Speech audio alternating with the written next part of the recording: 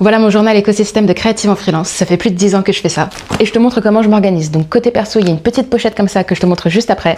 Et côté pro, j'ai 3 carnets à spirale qui me servent sur chaque projet. Celui-là, je l'ai depuis 10 ans et il me sert à noter des penses-bêtes sur l'utilisation des caméras ou des workflows de montage complexes que tu peux pas vraiment apprendre par cœur ou si tu en as besoin des années plus tard, quoi. Un autre carnet à spirale qui me sert à prendre des notes pendant des masterclass ou des conférences, qui est super pratique. Je peux écrire dedans quand je suis dans une pièce complètement dans le noir ou sans regarder. Celui-là, il me sert tous les jours, pareil, toujours à spirale parce que je les manipule tout le temps, donc ça s'abîme moins. J'en utilise 2 chaque année, des carnets à spirale comme ça avec des lignes, et ça me sert à noter mes to-do list du jour, des notes pendant des réunions ou pendant des appels, des calculs de devis, des trucs comme ça vraiment uniquement concernant le travail. On passe au côté perso, où là aussi j'utilise un carnet à spirale un peu en mode brouillon pour noter vraiment mes to-do list du jour, ma liste de courses, arroser les plantes, le genre de truc que tu oublies si t'as pas le temps de le faire le matin ou autre. J'ai ce carnet depuis super longtemps, je l'utilise depuis plusieurs années déjà. Donc là-dedans je mets, donc déjà il y a mes punch cards avec mes objectifs perso de l'année.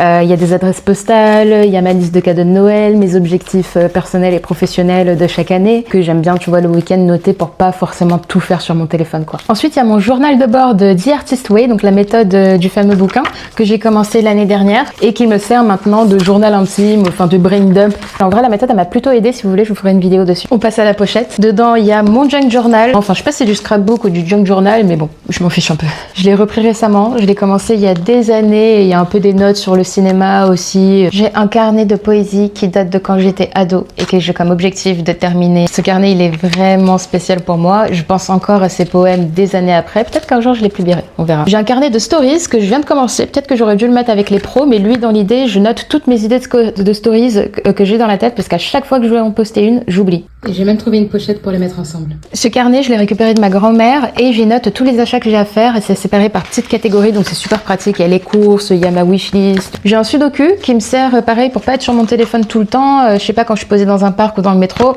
on fait fonctionner le cerveau. Et le dernier, c'est un carnet d'essais. C'est un de mes biens les plus précieux. Au départ, je m'en servais pour prendre des notes sur le cinéma, des techniques d'écriture.